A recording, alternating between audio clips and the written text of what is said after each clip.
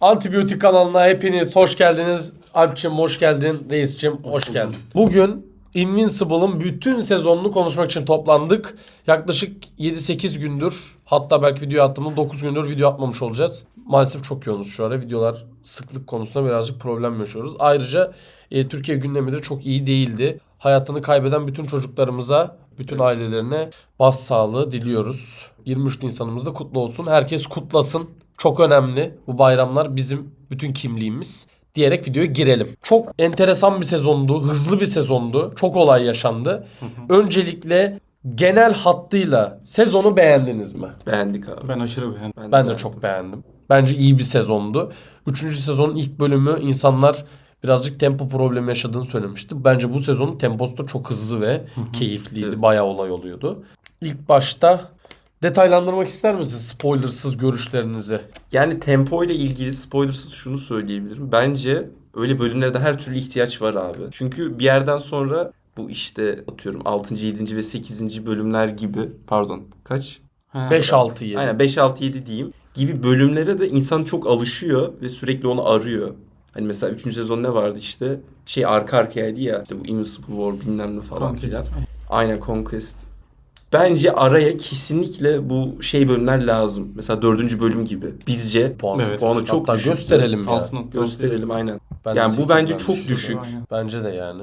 Bizce çok güzel bir bölümdü. Valla beğenmiştim. Samimi de bir bölümdü. O zaman oradan başlayalım. İlk dizinin ana hatlarına girmeden, spoilerla başlamadan önce bu insanların aksiyon manyaklığı ve Hurm bölümünün bu kadar düşük puan alması neden sizce? Yani insanlar dedi ki işte çok filler bir bölüm, neden bu kadar temposuz falan, ama ben kendi fikrim şu yönde. Hurm bölümü bence hem Dark Blood'ın hem Mark'ın karakteriyle ilgili bulundukları ekiplerde, yaşadıkları olaylarda öneminin arttığı bir bölümdü. Yani Dark Blood sonuç olarak cehennemin koruyucusu olmuş oluyor.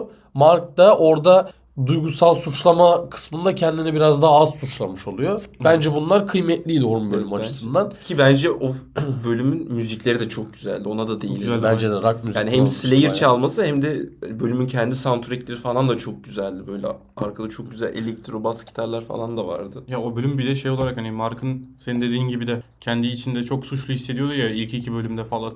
Evet. Onun Evet, geçmesi için de çok önemliydi. Kesinlikle. Bayağı yardımcı oldu. Yani bu tarz bölümler olmazsa zaten Dizi nefes alamaz abi. aynen hem nefes alamaz hem de bu aksiyonun yoğun olduğu bölümlerin de anlamı azalır zaten. Evet. Bence de abi. Yani Kesinlikle. çünkü bunun sonu işte Conquest var, Trak var, 10 üstü var bilmem ne falan filan. Bu iyice dönüyor zaten. Böyle içi boş bir animeye dönüyor yani. Aynen bir yerden öyle. Bence de sonra. %100 Hiçbir aynı anlamı fikirdeyim. yok yani. %100 aynı fikirdeyim. Bu bölüm bence çok kıymetli. İzlerken bence bu bakış açısıyla izleyin bu bölümü. Bilmiyorum, bence bu kadar her dizide aynı şey oluyor. Boys'ta da aynısı oluyor. Daredevil'da da aynısı oluyor. Yani her izlediğimiz dizide aksiyon manyaklığı, tempo çok düşük. Böyle bir şey yok abi.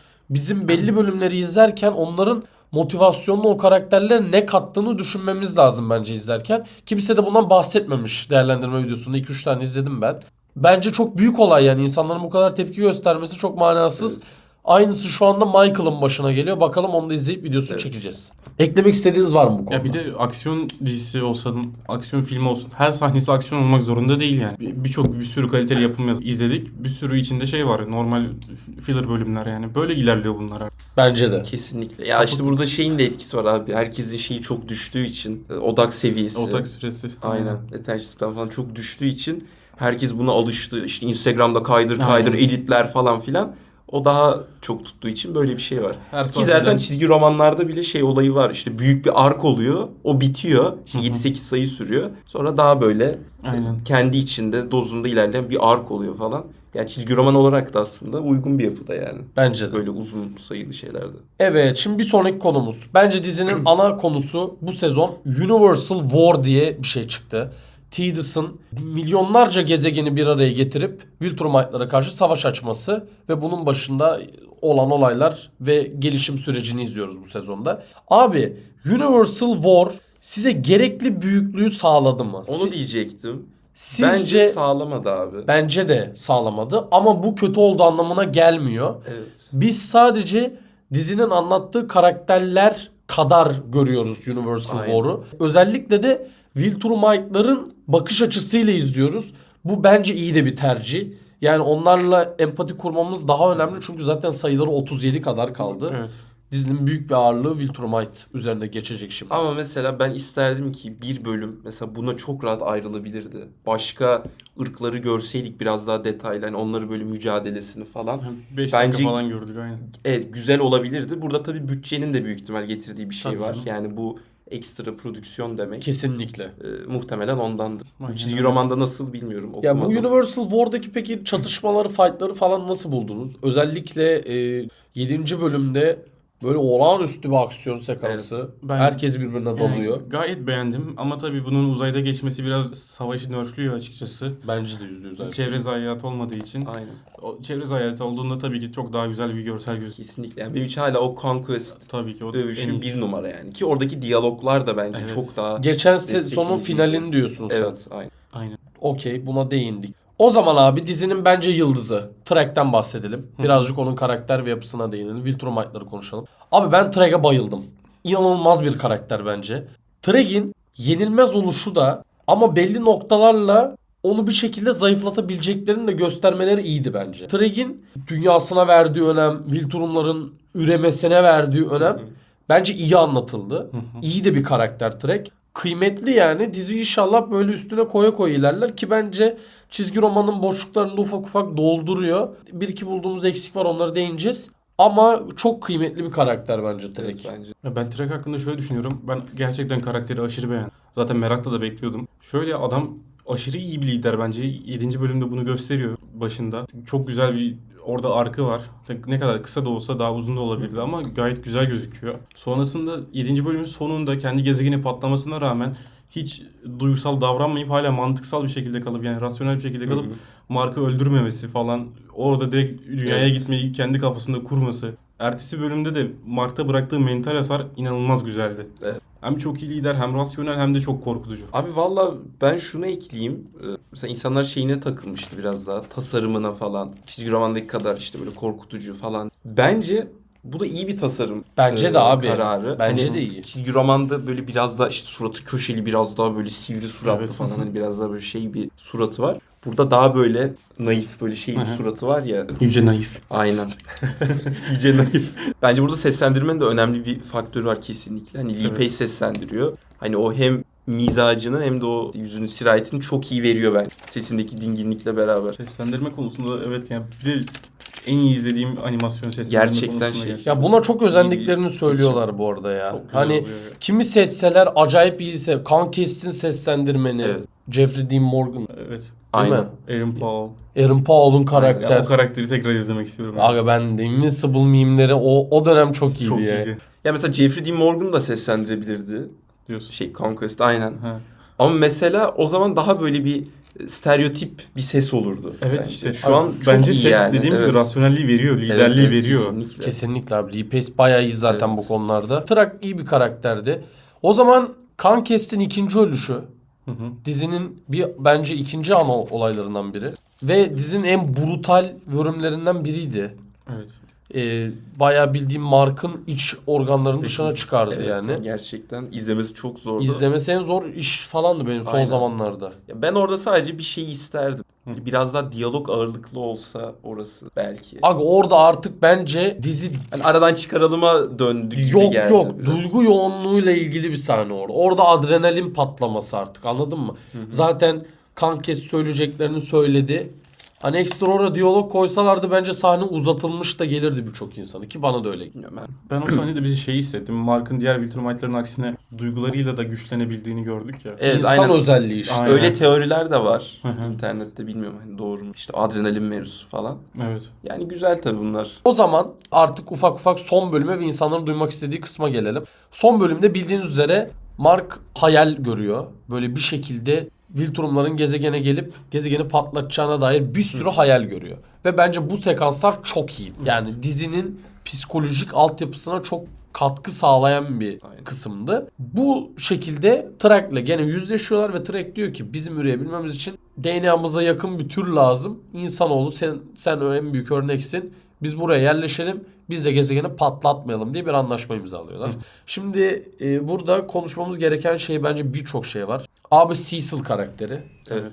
Mark'ın mental olarak artık dönülemeyecek noktada hasar alması ve Viltrumların gezegene insan olarak sızması. Bunların hepsini sırayla konuşalım.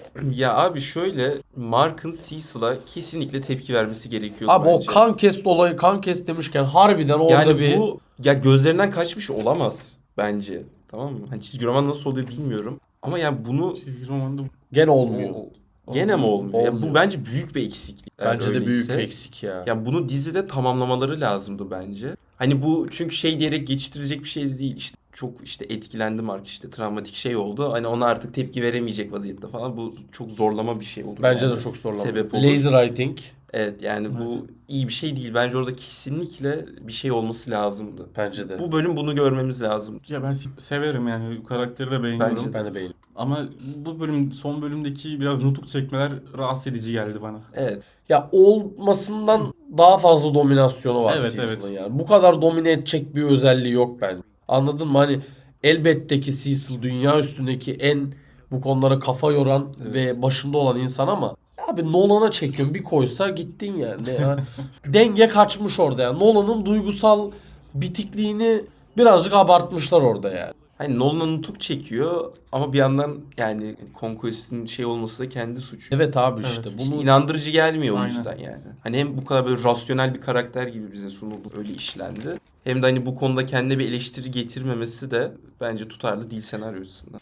abi şey de bari Viltrumların sızması ile ilgili fikrini de söyle bari orada. Abi Vitrumların sızmasıyla da ilgili bence yani bu çok güzel bir mevzu. Üstüne kafa yorulacak, hani felsefi anlamda da çok derin bir mevzu. İşte Vitrumların bu kadar insanlara benzemesi. Çünkü aslında bizde de böyle bu kadar güç olsa insanoğlunda birebir aynısı olacak. Biz de Evet. artık galaksiye artık ne yaparız bilmiyorum. Anladın mı? Hani o gerçekten güzel bir mevzu. Yani bu iki ırkı da şu an birleştirmek bence çok iyi bir karar olmuş. Yani çizgi romanda da öyle herhalde.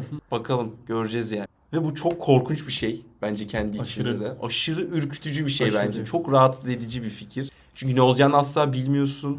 Hani Mark koşulları kabul etti ama o da bilmiyor, kestiremiyor. Ve bunu ben şeyi çok merak ediyorum. Cecil ekip işte Guardians falan bunları yakalayıp ya da fark edebilecekler mi acaba? Belli bir noktada Dünya Gezegenler Koalisyonu gelip ulan buradalarmış falan diyecekler mi? Bu ne kadar gizli kalacak? Ben bu kısımları hiç Aynen. bilmiyorum yani. Alan'ın uzaydan çok uzaktan gelirken daha fark ediliyor. Track'ı nasıl fark edilmedi mesela? Onu merak ediyorum açıkçası. Nasıl gizlice geldi mi diyorsun? Nasıl bunlar gizlice geldi? Ayrıca nasıl? Yani bence Evet.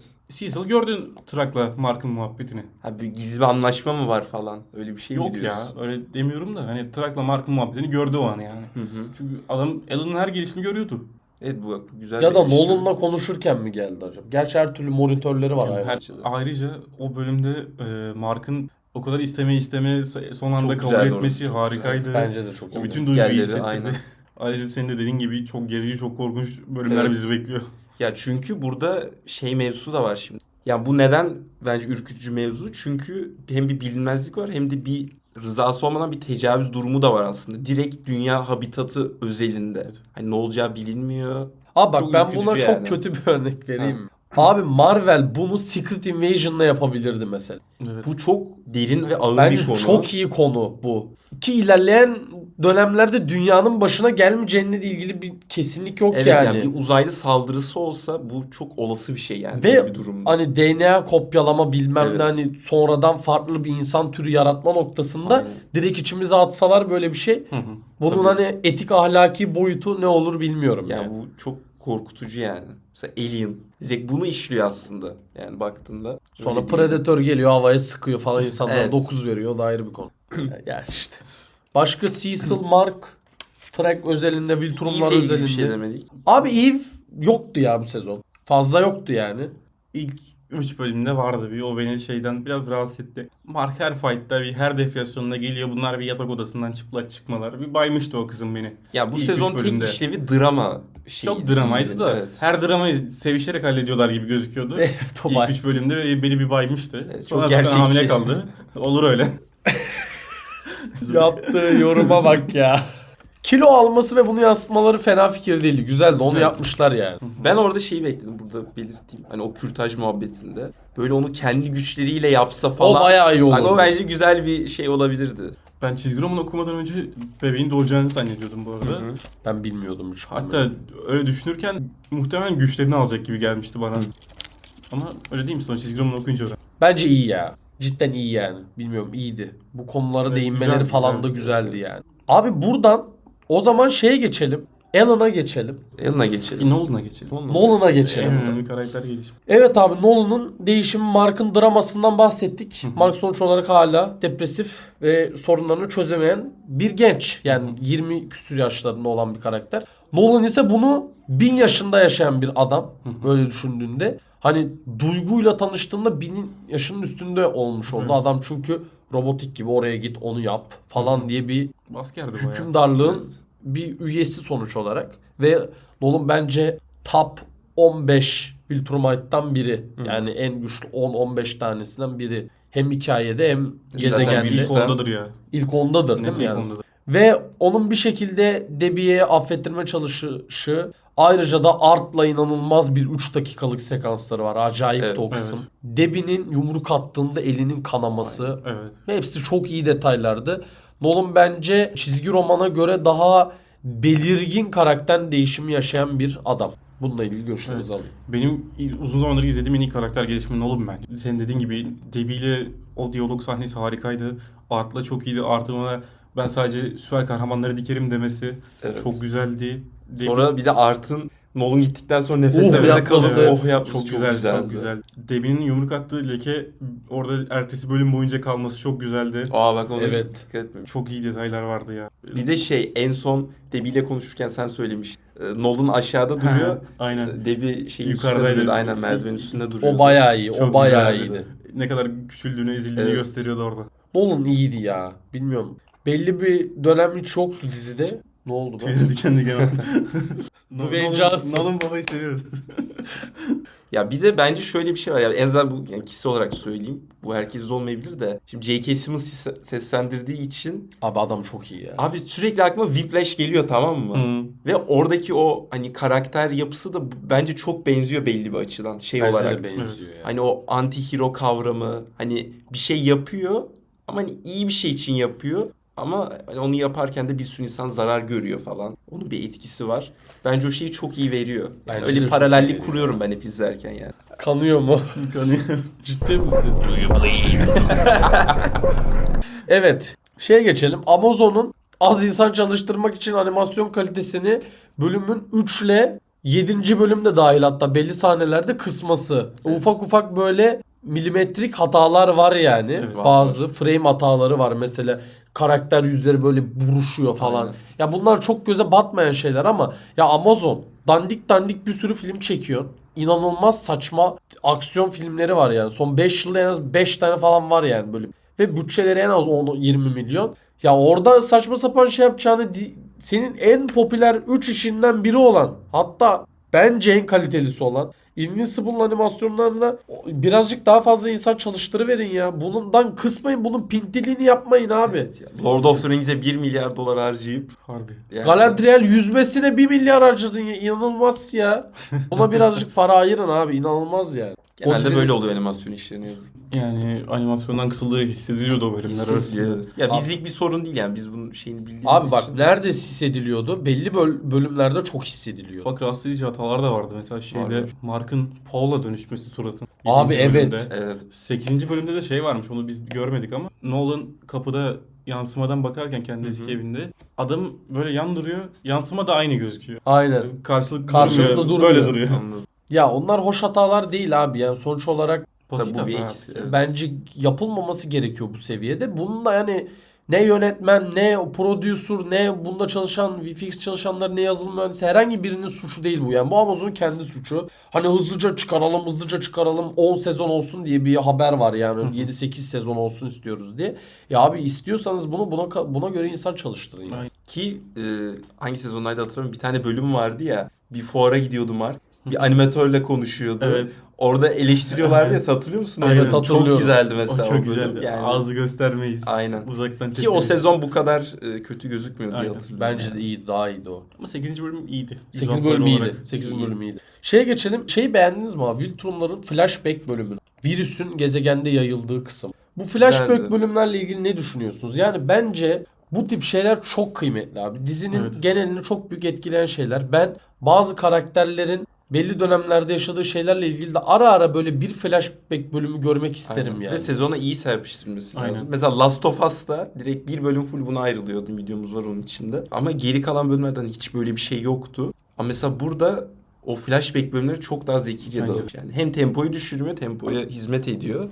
Hem de senaryo açısından mantıklı. Ben bayağı beğendim zaten o bölümün başını. Daha fazla olsa da daha fazla Bir da tek izlerim Argal'ı yani. belki biraz daha görmek isterdim. Aynen, Argal'ı Onu biraz- görmek isterdim. Bence görürüz de onu. Olabilir, Evet, evet. belki saklıyorlardır muhakkak. Yani görürüz çünkü sonuç olarak durumların duygusal yönünü keşfedeceğiz yani. Belli başlı olanlarının.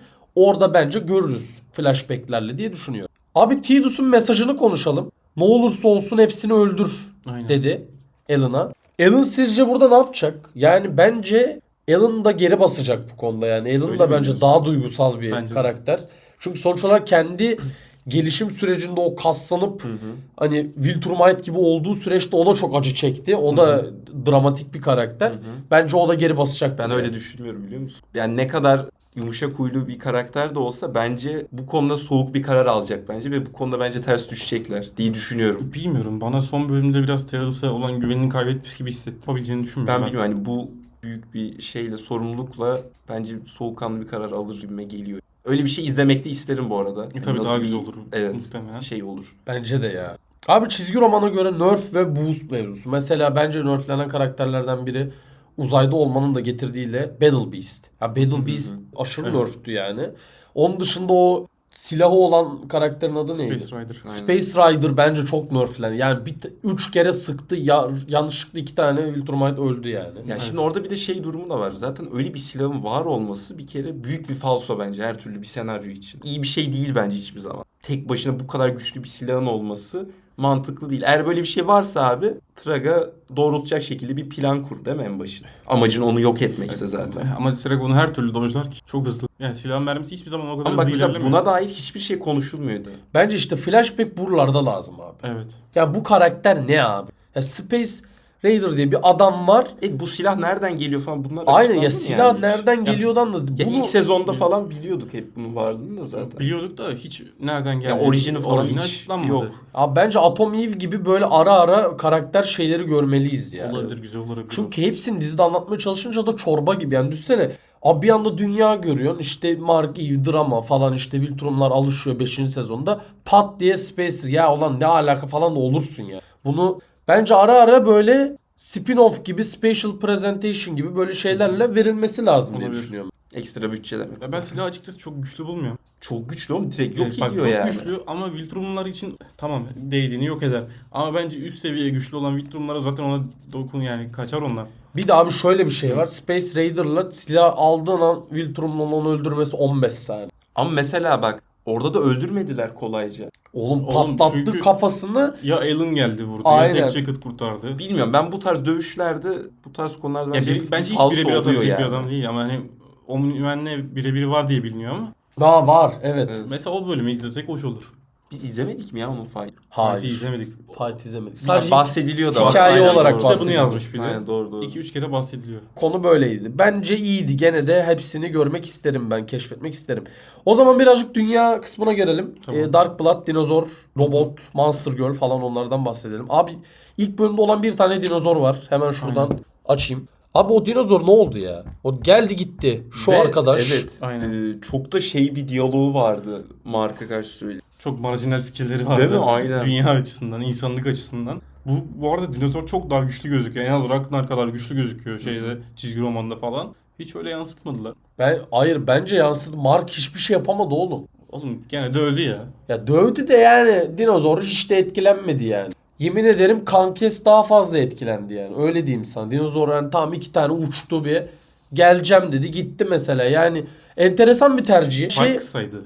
Kısaydı Evet. canım. Gene her şey Mark'ın duygusal gelişimine hitap edecek şekilde kurgulanmış. Ona bir şey diyemem ama daha fazla da görmeliyiz bu karakterle. O Ragnar'ları da abi geliyorlar.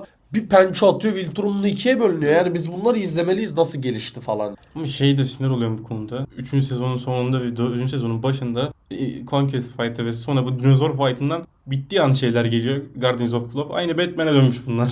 Aa, evet Işınlanabiliyorsun ya. ya. Biraz erken geliyor. Evet.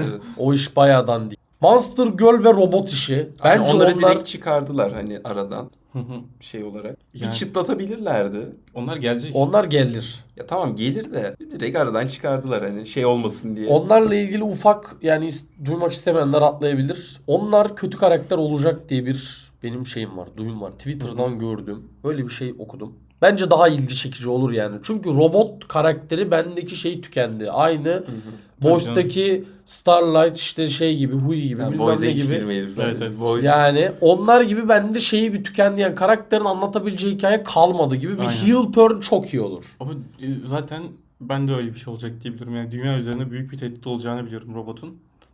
En azından hani gidip gelmeleri ve belki o aralarındaki age gap'i kapatır. Yani yaş aralığını kapatır, o güzel olur. Aa evet, onlar da büyür. Aynen. Ki Flexa'da çok hızlı geçiyor zaman. Aynen. Evet bak. O gezegen de çok ilgi çekici yani. O paralel evren gibi Evet. olan şey. Ve onu sezonun sonunda onunla ilgili bir olay olması da çok iyiydi abi. Aynen. Cecil'ın bunu Unutmadıklar araştırması gibi. aynen. Hani o güzeldi yani. Bence iyi bir devamlılıktı o. Evet. Ya abi bu dizi bu yüzden iyi ya. Devamlılık konusunda bayağı iyi işler Kopmuyor yapıyorlar hiçbir yerde yani. senaryo ya. Küçük hikayelerde de bile kopmuyor. Evet. Bilmiyorum, çok zor abi. İşte tam dediğim gibi çizgi roman yapısı yani. Küçük arklarda da ilerletmesi Bunu lazım. Marvel falan izlemeli ya. Bunu Marvel'in yöneticilerin falan gerçekten Kevin Feige bizi izliyorsa. Kevin Feige git şunu izle be kardeşim. Hafif hafif at araya yani. Tek Jacket'ın kadın olması. Ha, tek Jacket'ın kadını. Abi o da iyi bir tercih ya. Bence çok güzel dinamikler kattı. Aynen diziye. Alan'la falan değil mi? Farklı Aynen. bir sinerji oldu. Abi bir de bak şu böyle bir gerçek var. Abi oğlan olsaydı Oğlan. ya erkek baba ilişkisi zaten Nolan'la Mark'ı işliyorsun. Evet. Aynen. Bir kız babasıyla Evet. babasının ilişkisini Aynen. işlemek daha iyi oldu bence. Bir Evet, iyi değişiklik bir karar oldu olmuş ya. yani. Ki Eve'le babası da vardı ama Onu işleyemiyor. yani onu çünkü göremedik. Bari bunu görelim yani. Tek Aynen. Jacket o konuda bence iyiydi yani. Ki bence nerflenen karakterlerden biriydi Tek Jacket. Evet. Dizide çok daha manyak bir gücü var ya. O zırhın her şeyi yapıyor. Oliver'a değinmedik. Hı. Oliver'ın neredeyse ölmesi. Oliver'ın zaten bu atlama huyu. Kardeşim ne yapıyor? Harbiden ya. Bir kendine hakim ol artık ya. Her Ona şey atlıyor. Ölecek gidecek yani. Tankes'le savaştım. Şimdi de gelecek Trak'la savaştım diyecek. Benim diziyle ilgili ve genel podcastsel olarak. Oliver'dan bahsedişimiz bu muydu? Kanka Oliver'da ne diyeceğiz ki ya? Ya abi Oliver'la ilgili şunu diyebilirim. En azından çocukkenki o agresyon Doğru. birazcık ergenleşti. Bir de hızlı büyümesiyle beraber tık diye olgunlaştı ya. Onun dinamiğini iyi yapmışlar. Gerçekten hızlı büyüyen bir karakter izliyormuşuz gibi oluyor. Evet. Bu güzel bir şey yani. Bir de bence şey mevzusu da güzel. Oliver'ın da aslında büyük bir trajedisi var. Hani kendi halkı yok olduğu, Aynen. işte Çok az kaldılar Aynen. diye biliyoruz yani. Nolan'ın annesini yok sayması Evet. falan. Bu büyük bir şey aslında. Nolan'la gezegendeki bölümde Evet. çok güzel. Oralar güzel. Bence en büyük olay burada Thrag'ın Oliver'ı hiç saymaması. Evet. Evet. O acayip, sen bizden değilsin deyip kolunu koparıyor. Abi inanılmaz bir sahne. Mesela böyle deyip hani insanlara niye okey oluyor? O da Abi çünkü Mark'ın Conquest'i öldürebilecek kadar güçlü olması ve duygularıyla beraber güçlenebilmesini görüyor abi Thrag. Yani Thrag her şeyin farkında. Kimin onlara yakın olduğu, hani bir de burada birazcık şey de yapıyorlar yani. Irksal, tipsel Tabii canım, görünüşümle tabii. ilgili de felsefi şey bir kısmı felsefi devreye kısmı giriyor var yani. Sonuç olarak öbürü mor, Ya bir Aynen. de öbürü insan yani. bence gücünü de hissediyor. Oliver hiçbir zaman Mark kadar güçlü olmayacak. Mark da istese Oliver'ı ikiye yarar. Da bakalım ileriki sezonlarda belki güzel bir twist. Çünkü bekler bizi. Traxal'lar bayağı kuvvetsizdi yani. Aynen. Şimdi benim 3-4 tane çok kısa evet hayır gibi sorularım var. Tamam mı? Bu arada bunlara geçmeden önce ben bu dizinin bu sezonuna sinema diyorum ve yaklaşık 9,5 veriyorum. Bence çok iyi bir sezondu yani. Kesinlikle sinema zaten. Ve minimum 9. Ben de 9 veririm. Hani 3. sezondan üst mü? Büyüklük olarak üstü yani. Büyüklük olarak üst. Evet. Ama önceki sezonda da güzel konular Güzel. vardı O da, ya. o da 9 yani. Evet o da Abi iyi bak yani. oradaki en büyük handikap şeydi abi. Angstrom abi. Angstrom Evet. acayip iyi karakter. Motivasyonu, yaptıkları, Aynen. kafa yapısı, o konuşma, ses tonu. Hı hı.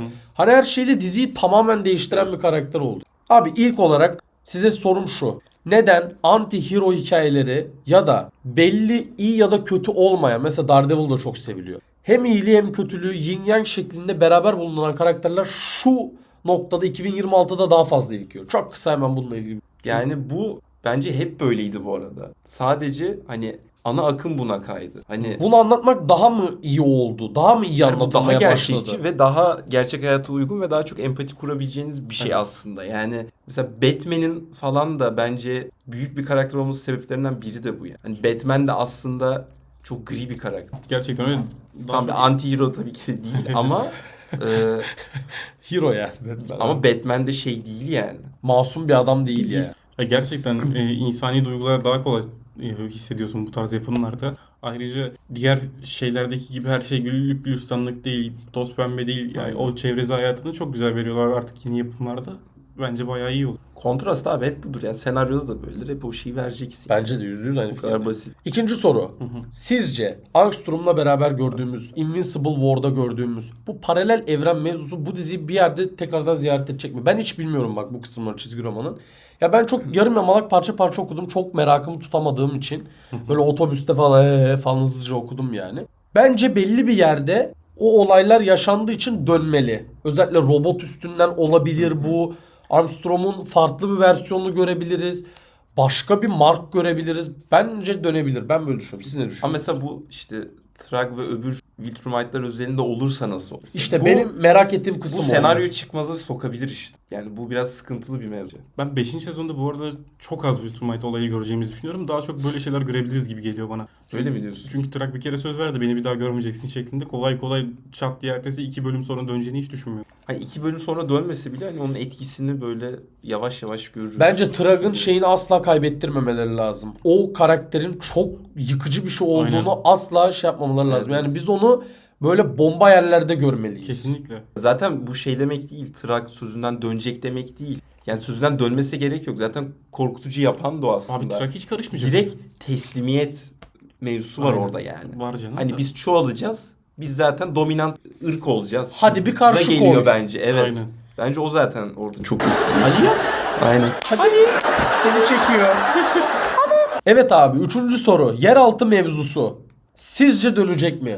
Dark Blood çünkü 4. bölümün sonunda bir anda bir ses ona bu insanlar neden böyle oldu git bunu araştır diye bir ses geliyordu. Evet. Dark Blood böyle bir anda kendini sorgulamaya başlıyordu. Benim en çok ilgimi çeken nokta oydu o bölümle ilgili. Orada bayağı iyi bir noktaya kayabilirler. Sizce nereye gidecek bu mevzu? Yani nereye gideceğini bilemem ama kesinlikle döneceğini düşünüyorum. Çünkü şu ana kadar izlediğimiz bölümlerde Invincible hiçbir şeyi boşuna yapmadığını hissettirdi. Bunu da boşuna yapmamıştır. Ya burada şey olayı var işte. Hani bu Dark Blood'da biraz da işin mitolojik kısmı var ya. Hani bunu ana hikaye nasıl yedirler bilmiyoruz. Viltrumite'lar özel ilgi çekici bir mevzu. Ama bir teorim yok yani bu konu hakkında. Senin de mi yok? Yok. 4. soru. Yeraltı suç örgütü mekanizması tekrardan o taş adamın adı neydi ya? Ben Titan'ın Tombstone. tekrardan ekibe katılması, Liu ejderhanın da tekrardan ekibe katılmasıyla orada bayağı bir gene street level'da da bir toparlanma oldu.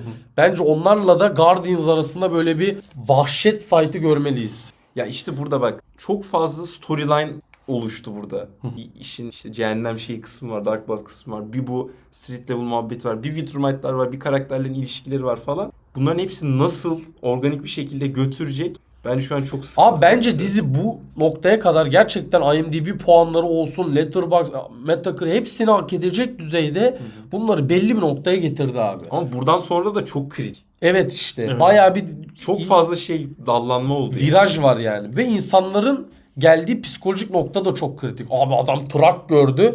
Şimdi sen geleceksin Titan benim kız çocuğum diyecek yani. Böyle izleyecek diyecek adam. Evet. Onu E'yi dedirtmemen lazım. O tarzda anlatman Aynen. lazım. Abi kolay değil onu yapmak şimdi. Olay. Ama yani biraz izleyici de bir kendine gelsin.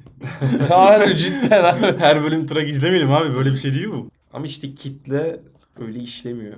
Ya bu çok riskli bir konumdalar şu an işte. Ya muhtemelen herkes direkt 5. sezon 1. bölümde pat diye Viltrumite'lar dünyayı kessin isteyecek ama olmamalı öyle. Ben 6. sezona kadar Viltrumite savaşı görmek istemiyorum. Abi tekrar. ben zaten gerçekten Guardians ekibinin de çünkü Guardians ekibi de bence en az anlatılan noktada kaldı. Abi ekip bir dağıldı işte Nolan çıktı, Mark girdi, Mark çıktı, Cecil'la ters düştüler, yeni insanlar geldi.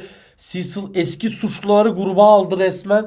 Bunun dramasını da görmeliyiz. Yani sonuç orada bir Rex denen bir karakter öldü ve Rex bence çok iyi bir karakterdi. Bayılıyorduk ya. Onun kız arkadaşı da kayıplara karıştı. Onu bir daha göremedik. Robotla Monster Girl farklı bir yere gitti. Bence burada keşfedilmemiş bir elmas gibi bir şey var abi. İnanılmaz bir konsept var orada. Bilmiyorum siz ne düşünüyorsunuz? İşte bu noktaları bağlamak vallahi büyük. Kolay olmayacak ama Kolay olmayacak. güzel olacak. Ve son. Debbie'nin Paul'la ayrılması ve bunun gene ekranda olmayışıyla kapatalım. Bence bu da yanlış bir karardı. Yok ya ben şöyle Bence bir kısım ufak bir 10 dakika falan görmeliydik yani. Çizgi romanda 10 da böyle dakika oluyor. çok lan buna. Oğlum orada gezegen patlarken alıp gelip burada Paul'la Devin'in ayrılışını Evet görürsek oğlum ya. severdik ya. Oğlum şeyin kürtajını görmedik, onu mu gördük? Aynen. Zaten Gerçi oradaki olay oğlum hani orada bir şeyler oluyor. Aynen, hani burada burada- da hayat devam ediyor. Aynen. Bir şeyler olmuşu vermek Ne olay kadar şeyler zaten. olmuş Yani olması. buna çok büyük bir eleştiri getiremem. Balla Debbie yani ona bakarsın. Paul öyle deme. Paul babaya ne diyorsun sen? Paul siker trakı görürse. Adam frame'lere sızıyor. Sen ne konuşuyorsun? Beyler ağzınıza sağlık. Çok Eyvallah. şey kattınız. Biz her şeyi konuştuk. Bütün karakterleri konuşmaya çalıştık. Biz diziyi çok severek takip ediyoruz. Umarım en kısa zamanda gelir. Buradan da bir bilgilendirme vereyim. Şu anda seslendirmeler bitmiş. Ve 2027'nin 1. ayıyla 4. ayı arasında bir dönemde çıkacağı söyleniyor. Bir sonraki sezonun. Heyecanla bekliyoruz. Amazon animasyonları iyileştir. Kardeşim boşuna izlemiyoruz. Bak biz para veriyoruz Jeff Prime'a. Bezos. Kısmayın ulan deyip video kapatıyoruz. Bizi takip etmeyi unutmayın. Bütün can kayıplarımıza ve bütün yaşanılan kötü olaylar için üzülüyoruz. Ve o yüzden de bir hafta ara verdiğimizi söylüyoruz. Herkesin başı sağ olsun. Umarım bir nebze olsun eğlendirebilip bir nebze olsun sorgulatabilmişizdir. Biz kaçıyoruz. Görüşmek üzere buradan podcastlerimize ve müzik videolarımıza gidebilirsiniz. Kendinize iyi bakın.